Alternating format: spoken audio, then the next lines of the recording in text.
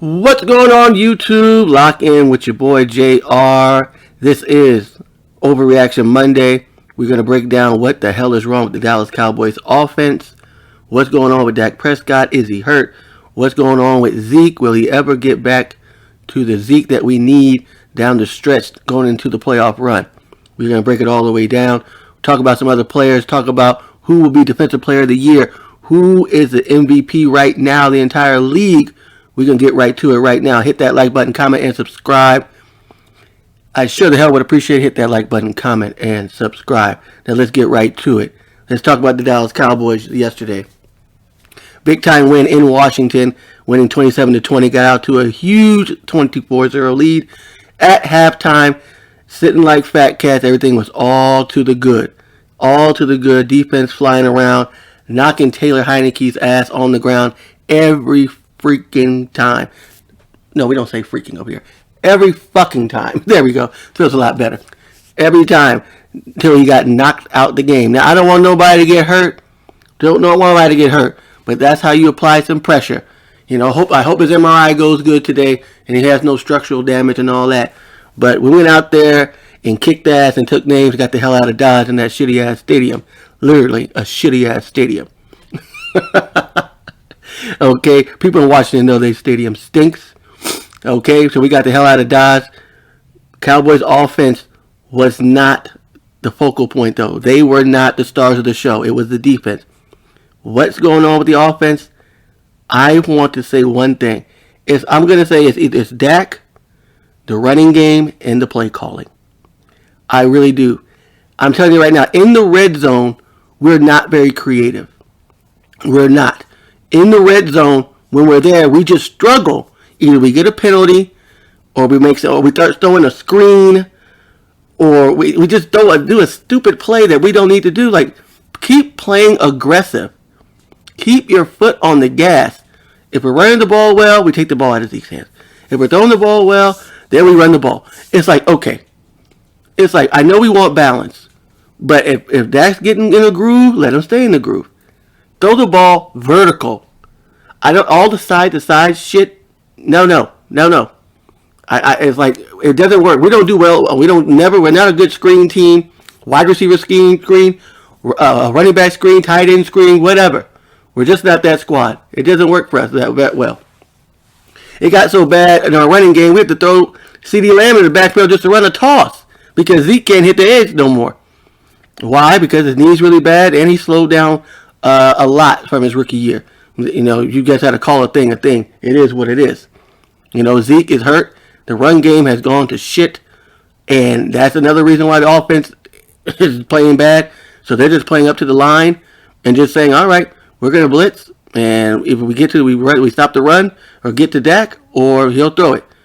And Dak, for some reason, is not reading defenses very well lately. This is not a good stretch for him right now. Ever since he's come back from the calf injury. Is he still having lingering effects?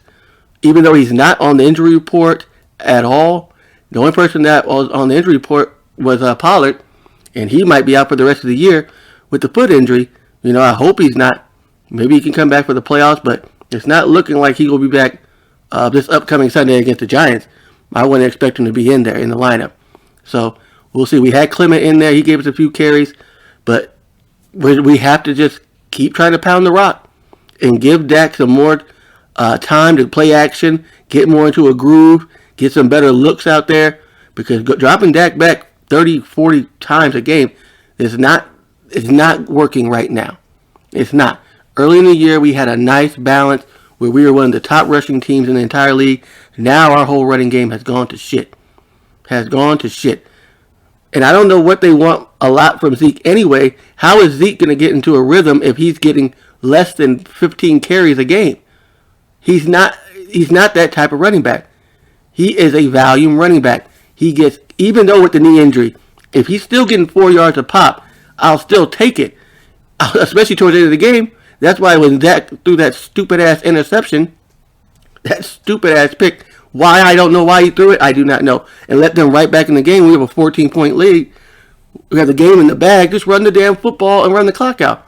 But because we're not able to, they throw a little play action, roll out, and AP, I want to say, it's tight end. I don't know why his name is not in my head. It's not in my head right now. But tight end's wide open, and he could hit him. If he would have just threw it early, he may would have got it and just flung it. Just zipped it right in there. He probably may would have got him. But he waited, and because Dak can't get around the corner, I think he panicked because the DN was right there in his face, and he panicked, and he just threw it. And he threw it right to the damn linebacker's hands for a damn touchdown. Like, come on, Dak. Dakota Rain, you better than that. That's probably the worst interception I've ever seen him throw. I've ever seen him throw as a Cowboys quarterback. Like, come on, Dak. You are better than that. Way better than that. That was yesterday one of his worst games he's ever played. We just got to call it what it is. Without a doubt. Not that we've lost confidence in him or what. I still am a huge Dak fan. That's my guy. That's one of my favorite players in the entire league. It's one of my favorite Cowboys of all time. I love Dakota Rain Prescott. Can he lead us to a Super Bowl? Hell yeah. When we're going to need him. He's got to get out this funk, get in the film room, do what you got to do, and see what the hell the problem is. If he's hurt, get some more treatment, whatever. We got to do what we got to do. But there's another thing that a lot of people are not talking about with our wide receivers. We don't get no separation either from cornerbacks. So that's why Dak is always throwing into a tight window. We don't get no separation. So that's why you always see CD. I'm going to go back to CD. But that's why you see CD always having to make a tough catch, or Michael Gallup having to make a tough catch. Amari's usually pretty much open because, he got the great technique. But most of the time, when you throw in Michael Gallup, it's always some tight coverage. CD is always a tight coverage. When you throw it over the middle, tight coverage. It's bound to get a ball to tip up in the air every once in a while. But he has to be, of course, he has to be more accurate. But these receivers got to get some more separation. And we got to get more creative on offense. A lot more creative. And Kellen Moore needs to come on and start mixing it back up. Please. Because we're getting the stretch run now. We got a month to go. Playoff time. We can't come into the playoffs with our offense playing like this and expecting our defense to save our ass. Okay? It doesn't work that way. It's not going to work that way. Okay? We're going to expect the Micah Parsons to go in there and blow everything up every damn game in January. We would want that, but we can't count on that. Okay? If you can't tell, I'm a diehard Cowboys fan. But, you get what I'm saying? So we have to step it up a lot. But it starts with the run, and then everything else will open back up. And that's when we play well. And when Romo was playing well, when we was him, DeMarco Murray, and Dez Bryant, it was a run game with Romo. We ran the ball well. Romo played well. When Dak first came in the league, Zeke was running the ball well. Dak played well. And we went to the playoffs 13-3. Okay, you see what I'm saying? It goes hand in hand. So we have to get back to a nice balance. Offensive line hopefully stays healthy. Hopefully Tyron Smith will be okay. I haven't seen no news on him yet. We will see. Hopefully he can go on Sunday. But even without him on Sunday, we should be able to take care of the Giants. Because the Giants stink. They are ready to go home for the winter. They are ready to just pack it up and get the season over with. Okay, they ready. Their fans are ready for the draft. Okay, Giants fans are ready for the draft. They are looking at quarterbacks. They're looking at all positions. They're looking if they can get Russell Wilson, okay, on the smooth tip. They're trying to do everything. Eagles have a shot. Washington's still in the mix. They're still in the 7th spot. That's a big-time game next week for Washington going against the Eagles. That could be for whoever wins that game probably gets the 6th or 7th spot, at least the 7th spot, because I think right now San Francisco's in the 6th spot, right behind the Rams. But that's my thoughts about the Cowboys offense. Y'all let me know. But they got to pick it up. I don't know but Dak's confidence has to get back. He has to start moving as well. He has to start moving again. I don't know. He has to start running for first downs. Yes, at the end, he closed it with the first down run. I know he's a little shaky on it if he's hurting. But he can't be a statue back there. He cannot be a statue, because if you're going to be a statue back there, you better start throwing dimes like you were earlier in the year. For most of the year. But, hey, it happens. It's part of the year. You can't be great all the time. Look at Pat Mahomes. He had a little lull where he wasn't playing well for a while, but you see him picking it back up. Hey, it's a whole NFL season. There's a lot of ups and downs.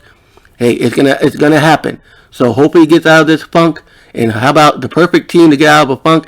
is going against the New York Giants. Let's put a number on the board, kick some ass, get the hell out of New York City, get the 10th win, and pretty much, I want to say we clinch the division if we win on Sunday.